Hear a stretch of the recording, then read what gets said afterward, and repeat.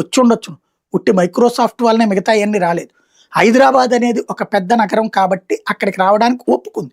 ఆ విషయంలో ఒప్పుకోవాలి. ఇప్పుడు గూగుల్ విశాఖ రావడానికి ఒప్పుకుంది గానీ అమరావతి రావడానికి ఒప్పుకోలేదే.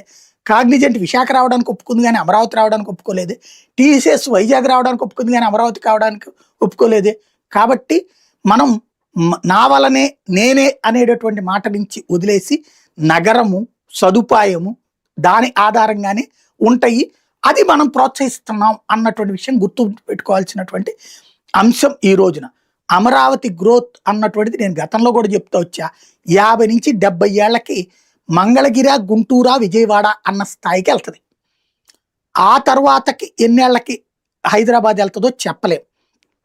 ఎందుకు అంటే ఇక్కడ ఆంధ్రప్రదేశ్లో పెద్ద సమస్య ఏమవుతున్నదంటే, నేను గతంలో చెప్పా, ఇప్పుడు చెప్తున్నా, భవిష్యత్తులో కూడా చెప్తున్నా, ఆడవాళ్ళ యొక్క ఆలోచన ఆధారంగా అభివృద్ధి ఆధారపడి ఉంటుంది. అది మనం అర్థం చేసుకోలేకపోతే మన అమాయకత్వం, మన తెలివి తక్కువతనం. మనం ఇప్పుడు ఆంధ్రప్రదేశ్లో ఉన్న ఏ ఆడపిల్ల అయినా సరే పెళ్లి చేసుకోవాలి అనుకుంటే ఎక్కడోళ్ళు కావాలని కోరుకుంటుంది? ఒక పల్లెటూళ్ళలో, ఒక పట్టణంలో, ఒక నగరంలో ఉన్న అమ్మాయి. అంటే హైదరాబాద్ అబ్బాయి కావాలి, చెన్నై అబ్బాయి కావాలా, లేకపోతే దాని పేరేంటిది బెంగళూరు అబ్బాయి కావాలా, లేదంటే విదేశాల అబ్బాయి కావాలి. అట్లాంటప్పుడు ఇక్కడ ఉద్యోగం చేయాలని యంగ్స్టర్స్ ఎందుకు కోరుకుంటారు? నెంబర్ 1.